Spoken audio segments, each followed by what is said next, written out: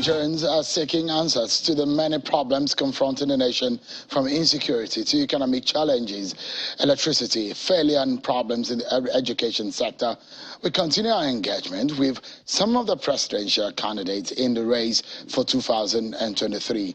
One of them tonight is the retired Major Hamza Al-Mustapha, a former Chief Security Officer, CSO, to lead head of state and military dictator General Sani Abacha.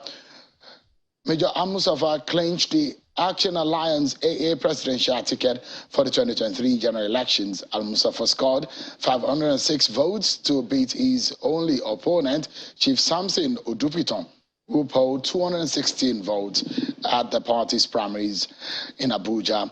4 aspirants began the contest, but 2 of them, Mr. Tunde Kelani and Chief Osakwe Johnson, stepped down for Al-Mustapha shortly before the election, which was conducted using option A for formula. Recently, Mr. Mustapha stunned Nigerians when he said if elected president, he would relocate to Sambisa Forest as part of the measure to end terrorism in the country within 6 months. Let's now hear from Major Al-Mustapha, who is joining us live. The retired Major Hamza Al-Mustapha, a former Chief Security Officer to late Head of State General Sani Abacha and the presidential candidate of the AA. Thank you so much, Mr. Al-Mustapha, for joining us tonight. It's my pleasure. Good to see you so much. It's been a long time. Indeed. This is your second time of wanting to become president. I know that your former principal, General Abacha, also wanted to become a civilian president, because remember the very popular advert at the time, who does a cap fit? And there are a lot of Nigerian youths there who went onto the street to say they're marching for Abacha. But let's come to your ambition. You've been in the villa helping your former boss, but now you've been wanting to become president. This is your second attempt to be wanting to be Nigeria's president. But why? First of all, I thank you for the opportunity bringing me to the fore. Since the convention and since I became the candidate of Action Alliance, I think this is my first television outing. So I thank you for the invitation and the opportunity. And now, before I answer my own question, let me treat that of the former president. I think because the man is dead, there is no need for propaganda to continue to be upon him. This is honesty approach to that. I don't think he has ever told anybody he had any intention of running. That aside, I decided this time around to answer to the calls of many Nigerians, elders and younger ones, from north to the south, and numerous associations with whom I worked with, to accept the call and to contest. And when it came barely towards the end of the closing time. So we sat down and then looked at all the parties and look at the party that shares common interests, common understanding, and our own manifesto, personal, and that of the party. So we realized Action Alliance has what we require. So we joined Action Alliance, and here we are so far, doing our underground work. Since the convention came and went, we collectively are working hard from across Nigeria. We have not come to the fore deliberately, but working under the table, which to me is more scientific than the razzmatazz before the official kickstart time, which is the 20th of September. Interesting. I mean, you've said at some point when you came out of prison that you have passion for Nigeria. Right. That if you have a background somewhat could be described as coming from a family born with a silver spoon, some people would describe you as such, that it wasn't about money that took you to the military in the first place, that you have passion for. Is it the same passion that you have that is driving you to wanting to become Nigeria's president? In fact, much more. My background speaks for itself, and I'm happy you have said so I need not to repeat it. I came, and then I had the opportunity of serving in numerous sensitive places since I got my commission as a soldier. And since then, I have done what you cannot appreciate at a glance, for the opportunities and the services we rendered. But our records in the military speaks for itself for anybody to see. It's a public document. Now, the fashion we have for this country is much more in the sense that the challenges we saw yesterday and the deep appreciation of where Nigeria is today, it is for those who truly care. And it is that sense of care and that commitment driven by energy of patriotism that brought us to the fore to join politics. I'm not here for money. Whosoever you think or you see directly or indirectly coming into politics at this point in time and talking about money, then definitely something is wrong with that person. Nigeria has come to a point, at least we have shown concern. For the last 7 years plus since I came out of prison, we have been undergoing researches in and outside Nigeria, and our findings are extremely disturbing. So what any committed Nigerian should do right now is to understand the enormity of the problems confronting Nigeria. The new world order is changing, and we are not changing. The tide is changing. We are not. The world is running with the moon. We are not. People are flowing with the wind. We are not. So time has changed and we remain stagnant. So if you also take Nigeria as an entity and look at the threat facing Nigeria alone, then you can understand the enormity of the problems. You know, they said ignorance is power. People who continue to smile and be knocking at the door of death. Is it ignorance or knowledge that is power? No, ignorance is also power here. What I mean by ignorance is power. Let me exemplify it by animal kingdom. A tiny little phrase. Every morning, antelope will wake up and gaze at the grass in the middle distance. But because there is the sun behind it, so the grass in the middle distance will look golden, will look dry grass. So antelope is tired of eating green grass, so it wants another variety. So in the course of galloping to meet the dry grass, it will end up in lion's den. And lion will wake up thanking God Almighty, here comes my breakfast. If the antelope had known, out of ignorance, it wouldn't have gone for that dry grass. It would have ended up thanking God with what is before it. So that's this little phrase I can give you. So sometimes ignorance is power in the negative side of it. You are a man some people would describe as one with 9 lives. You're one with a lot of controversies. And we cannot have a conversation tonight without talking about those controversies. You work closely with later military dictator Sani Abacha. Right. Let me start by asking you, do you have any regret working with him, looking back? I have no regret.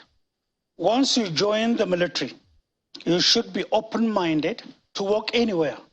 You can be posted to North Pole, you may be posted to South Pole. You can be in the worst part of the world or worst part of the country. It is experience. I have had my personal destiny, and my personal destiny took me to where I served. All I want is wherever you send me to, I will serve, and you will see the distinct difference, and I will leave it there for younger generations to learn therefrom and to enhance the professionalism and to enhance the status of the service I belong to. I have done so all my career, all my life. I never conversed to be posted to anywhere. They saw me, they saw what they saw in me, and posted me to all the places I went to, including the late head of state.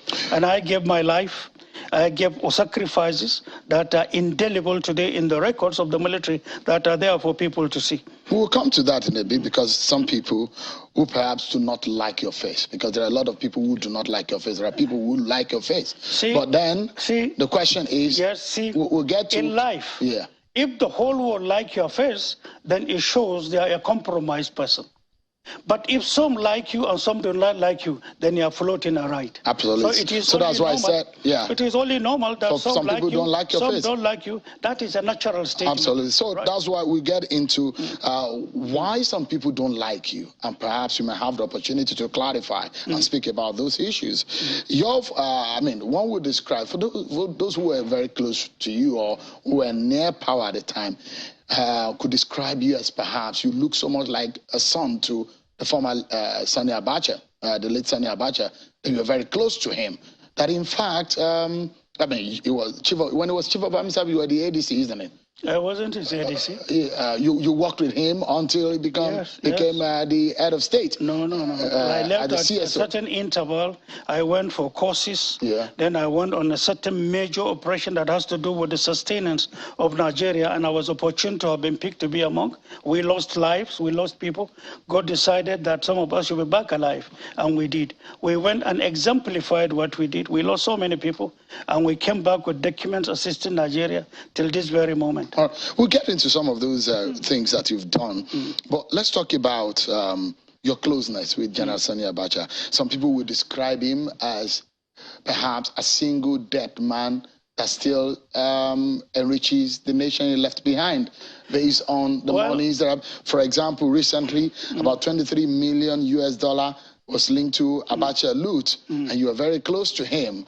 Are you aware about some of this loot and why some of these monies were kept outside of the country? All right. This is a sensitive question, and all I want is for you to allow me answer you. Absolutely. Directly. Go ahead, please. First of all, if you know my background, money is totally secondary, and you may be shocked at the type of person I am.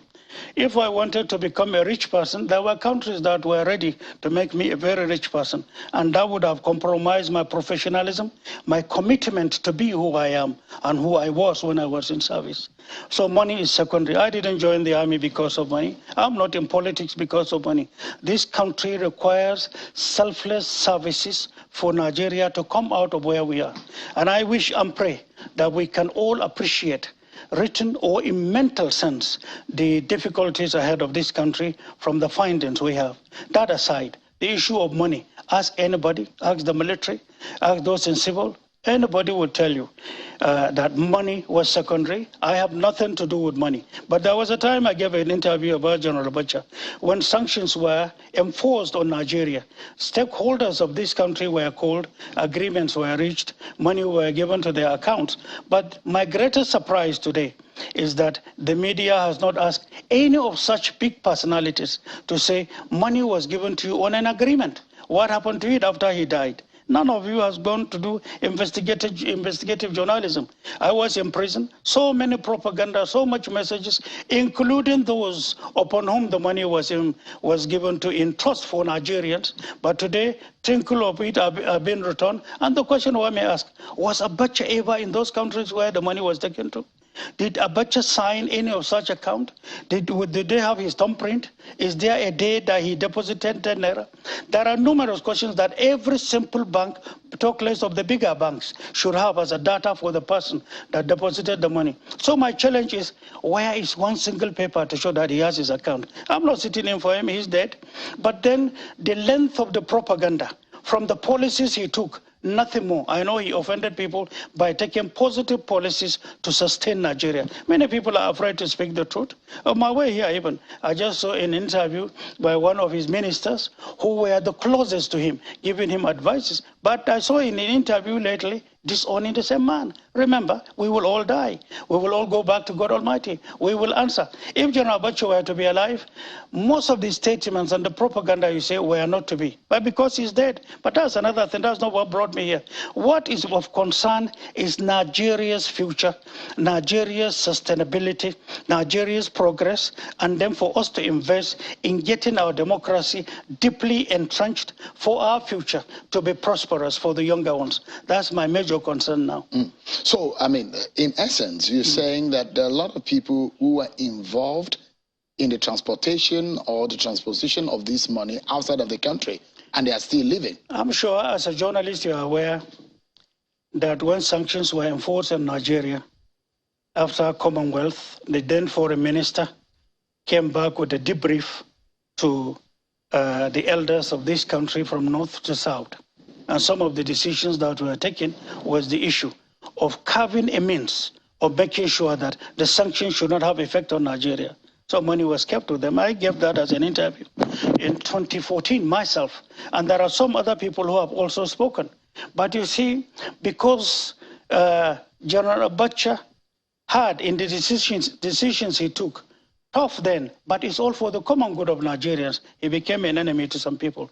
Enemies at home, enemies outside. But the question I'm asking, he's dead. So I mean, this one is some of those people who initially sponsored, they did it to me for 15 years. They used it to torture me. to torture. I escaped to look like a human that you cannot understand. It's the will of God that I'm here talking to you normal, what I went through. But it's all false. And those who were used came to the court and testified. And most of these things that were testified that are today written in the documents of the court of law, the High Courts of Lagos, High Court of Lagos, Federal High Court, Court of Appeal today, they have all written these documents for everybody to see. But the propaganda then continued. You know, they use it. One, we were being tried in a normal court of law. Second, we were being tried on the pages of newspapers. What was written in the night is echoed by television and radio in the morning to justify our persecution. And that they did for a very long time. But torture, today, if we are talking about torture, no sane society or government or any institution can accept that. But the question is, they always run away from discussing what they did to us. The question is, who initiated it? Who came up with the writing team? And the question is, what are they afraid of? Who are these people? You know them. We have no. I mean, you are here. No. If I knew them, I probably would have. You have been following. Absolutely. No. I'm coming. But the question is, who are these people? You have been following all we were doing. See, I'm not the type of person that hold malice. I forgive them when I came out of prison. Something extremely difficult to do, I did. Let me give you a tiny little example.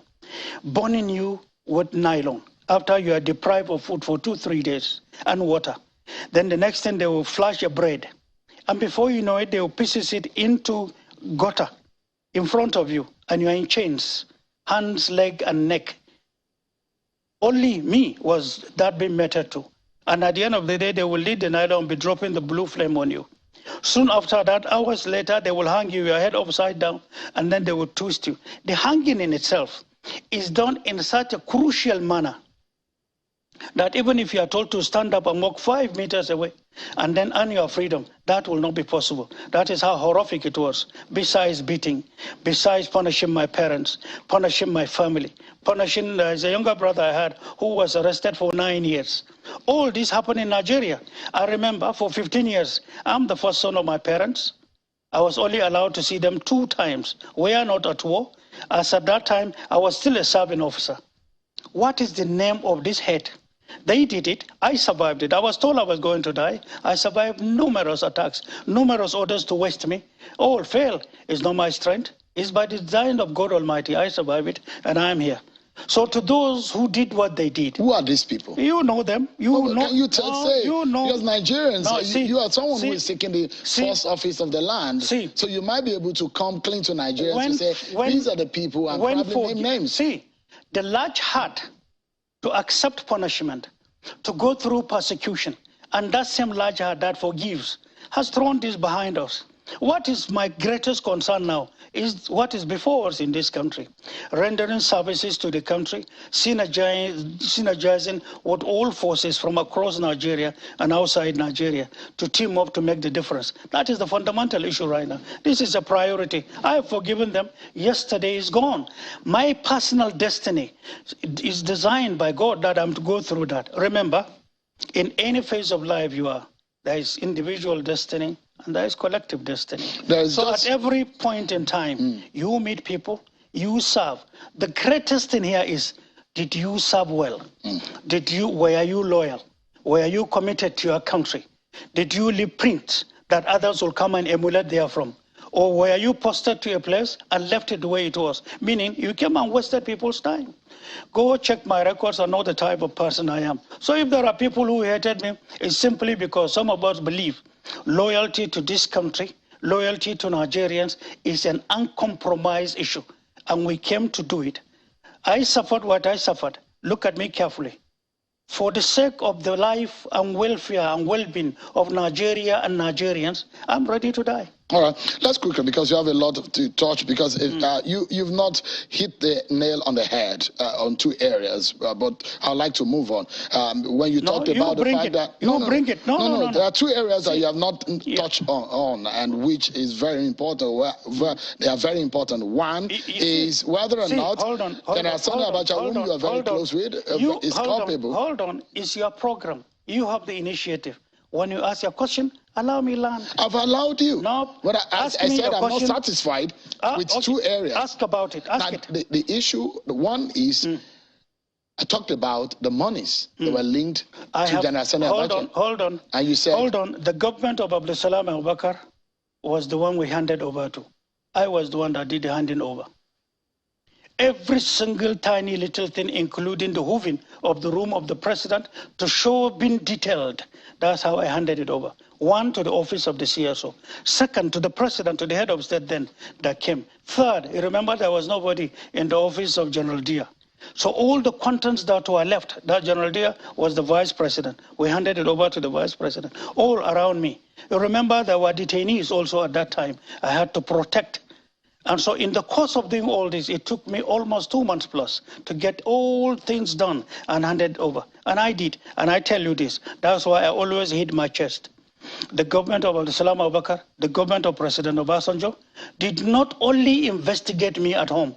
They now consulted foreign companies. They came to meet me in prison. And some of them I know are security agents from some bigger financial crime detection teams. Took my fingerprints, my eyes, went around the whole world, including Nigeria. They found the accounts that they were paying me salary in and nothing else. I'm transparent. I challenge the world. I challenge the governments. They establish panels, and I ask the panel, if you have ever entrusted me with an assignment, that I took 1 naira, 1 kobo out of it, I'm ready to accept being guilty as having stolen the entire resources of Nigeria. Till this moment, because there is none. I'm not that type of person. Hold on. I'm not that type of person. If you're accusing General Abacha of money, that's another thing. And I told you, I gave you an answer. It's because he's dead to answer for himself. But what I know is there was not a single naira that is government owned that I took or entrusted in my care. Have I answered you? Not quite, but we need to move. No, not quite. No, the reason is, the reason why I'm saying that your closeness, the reason why I'm asking the question is because of your closeness. And I'm saying this money linked to him, you said, is because he's dead and some of this money, some people are involved. I served him, hold on, I served him. Every officer, every soldier, take oath of office, oath of commission, listen carefully, oath of allegiance. I brought this issue when Oputa panel was established in the year 2000 and 2001, and I talked about loyalty according to the dictates of the book. If it is not 100%, then there is no loyalty, and we did. You know what I did? At anywhere you put me to work, whether it was General Abacha then, whether at the time General Abdulsalam Abubakar came and you now said, this was the role you should play. If they had given it to me, the same service, the same loyalty. President Obasanjo came after him. If you had appointed me to work with General Obasanjo, the same service, the same commitment or much more. Anywhere you are taken to, the moment your loyalty becomes a bit shaky, then it's a compromised loyalty. Loyalty to the commander-in-chief is loyalty to the country. And today I can tell you that aspect of loyalty is one of the fundamental issues facing Nigeria, and extremely disturbing it is. All right. Yeah. I have a quick one because we are 1 minute or thereabouts to break. Right. You're someone who have been charged with all sorts of offenses, so from drug trafficking to plot to overthrow government to murder and all sorts of things. And you're enmeshed in all of these allegations and charges. Would you say that loyalty? Yes. Were those are the things that have made you, put you in that difficult situation? I told you of a writing team in sustaining propaganda for 15 years on me alone. And because they wanted to do away with General Abacha. General Abacha was not to survive 3 months, and God kept him. And we came, took oath of office, and held on to that place. So to those who wanted General Abacha removed from within Nigeria and outside Nigeria, discovered that it was impossible. It was only possible if we are dead. And as soldiers, you behave like a soldier. And I don't hide my feelings. I don't hide my professional standing. If you give me the responsibility to guard this place today, nothing happens here. If it happens, remember we are dead. And that's what I exhibited. And that is what is expected. Yeah. A soldier that comes to be a compromised person is not ambassador of his family, is not ambassador of his profession, and cannot be trusted. And it's a shame to have such people who play with loyalty. I'm not that type of person. I take oath, I stand by the oath. All right. You were trained as an intelligence officer, right? Intelligence officer, yeah. That's what you're trained in. Now, and you have said that there are some Nigerians who are like termites eating this nation. Yes, who are these people, and what do you mean? This is a topic for another day. I said so from facts given to me and known to me from the services we rendered. And you know, I've been in this service for a very long time. Who are these people? And out of commitment and concern and care for the welfare of this country, I made this pronouncement. And who are these people? No, this is not the forum. Not are they highly placed people? Not met people from across Nigeria. When you are talking about the life of a country, a tiny little carpenter may be, a tiny little technician at point A might be, rich man B might be. So this is another thing entirely. What is their plan? What is their plan of eating up this country? Like this is, you know, if you as a Nigerian sit and look at Nigeria and look at the number of years from independence to date, and look at the records of Nigeria and seek and take a glance at development in Nigeria, you know something is wrong, correct? Correct? Yeah. Something is very wrong. Those things that are wrong are what I'm pointing at. And God willing, some of us are in this business to be able to look at it and correct it legally, morally, and then democratically. So some people are benefiting from corrupting this nation. I think you know much more better than me. You have run numerous programs that has to do with these causes and these subjects. So what would you do about corruption? And numerous approaches concurrently that will go. And the structure in itself, to some of us, we found it faulty. We found it to be ineffective and then too small to contain the wide front of the corrupt persons in Nigeria. You do it legally, systematically, to be accepted by international law, and you condone it with ease. Are these former military people? Numerous who are corrupt persons. I'm asking those highly placed people you refer to that are eating this nation like termites. If you take the census of this country in knowing the correct persons, the record speaks for itself. So we are looking at a time when we come with civility and legally, morally and democratically, to have this wider front of containing it. Identification of corrupt persons, persons doing damage to the system, will face the law. And for and on behalf of the country, for sanity to come in. Remember,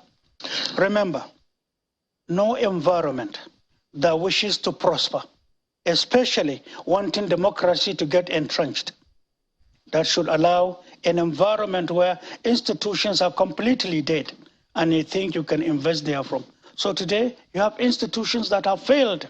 So whatever you do will have no meaning. And that's why, unless institutions are now revived, corrected, molded, rehabilitated, at the end of the day, you may waste your time doing nothing, because nothing will be seen as an achievement.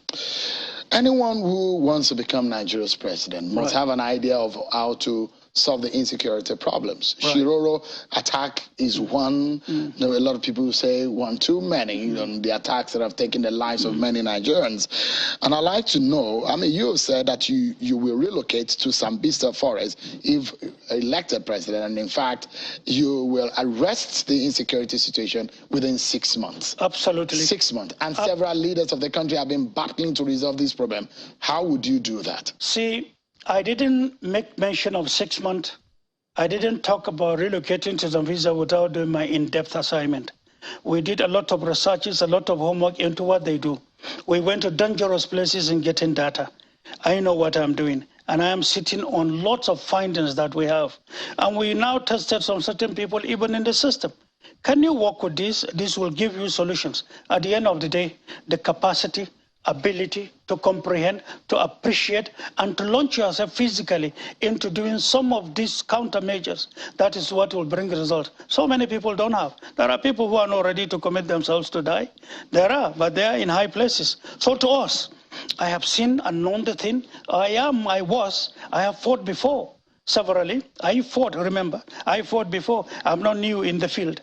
So if you say today, and God Almighty has vested power upon you, and you go back to your room and sleep with snoring, and the next day you are busy into attending some certain lower issues But because of the lofty nature in it, you found yourself engrossed in it. In the meantime, people are dying. Then something is wrong with the person, with his psyche, with the oath of office he has taken, and between him and God Almighty. Because even in law, even in our constitution, first thing first, lives and safety and properties of the people in keeping the country intact. Would you say that the problem? To me, every insurgency, and this is the mistake we are making in Nigeria, once you identify insurgency, be fast in containing it. See far ahead of the people. Contain it before it now becomes a monster. If while you are containing it, when it realizes it at the beginning, the whole country will abuse you for misapplication of power, let them do it. When tomorrow comes, the same people will praising you and honor you. And that is what happened to Nigeria.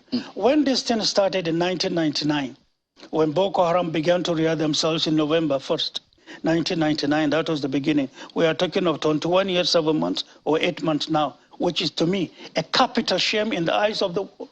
Our elders, our seniors went to fight First World War, Second World War, with all the peacekeeping, peace enforcement records we have had. So many of our seniors have fought and died. So many are still alive, our former military leaders who went and fought to sustain and to give our military name for the whole world over to recognize us. We came out doing tiny little thing at home and rubbishing all these achievements. It hurts some of us. And some of us believe we can only build on excellence and maintain and bring Nigeria back to the fore within Committee of Nations. I am committed in doing that. I'm telling you, whatever you hear me say, and to particularly with the military circle, we know ourselves. If I tell you I'm relocating to Zambia, I know what I'm talking about. If I relocate, I'm not just relocating to watch what I see. I have my plans. If you have your troops that are not responding to orders, I know my own. After all, an officer or officers who know what they are doing, you first of all come up with an in-depth written appreciation of your situation, an in-depth mental situation of where you are, an in-depth collaboration with international bodies, an in-depth technical support. The technical structure supporting the military today is a capital shame. I'm saying this. Nigeria, not even that alone. One of the causes of insurgency today, or promoting insurgency in Nigeria today, is the absence of technological, economic support to launch our brilliant young ones. If there is nothing for them to fall back to, they fall back onto anything so long they can have money. Today, most of the kidnappings are done for people to earn meat. And today what I ask is, of all those arrested, where is the central data of the interrogation findings so that Nigerians can see and know that people were arrested in the act, people were interviewed for all these 21 years, 8 months, and then Nigerians can take lessons therefrom and now make an adjustment. Right. We, out of commitment and concern, we took the risk you can never believe. We went to wrong places. We went to our neighboring countries to see. You need to see Nigeria from Niger. You need to see Nigeria from Chad. You need to see Nigeria from Cameroon, from the point of view of what insurgency is doing to Nigeria. You need to go to Benin and look at Nigeria from that point of view. You also need to sit down and look at the weaknesses. One word, look at the weaknesses or the mistakes we are making. The question is money is the military being funded? Is it only a military issue? How many numerous approaches are you supposed to have created to grow concurrently in containing this? So it is larger than what you can think. Simply because, I said 6 months, and I'm talking about the commitment because of the in-depth homework I do, and that's the confidence I have. We're totally out of time, but this is something, a commitment I would like from you. I'd like to invite you back on the program. But when I do, I'll give you a lot of time for us to have conversation, but you will promise that it will be a no holds barred. You will give us as much information as we need. Hear my words. What you said is accepted. I don't like even simple questions. Look for the biggest, the hardest question you can ever think of. Ask me. Whatever I know, you will know. All right. Whatever I do not know, I don't know. See, my name is Hamza Al-Mustafa. I have nothing to hide. All right. I went through what you cannot imagine. But the fact that I went through it and the fact that propaganda was run on me by some selected people, it does not mean that has changed who I am. Right. I was who I was, I am who I am, and I will never change. All right. We need to wrap up these parts, right. But I must sincerely thank you. Thank you. Retired Major Hamza Mustafa, thank you so much for coming tonight. Appreciate it. Thank you.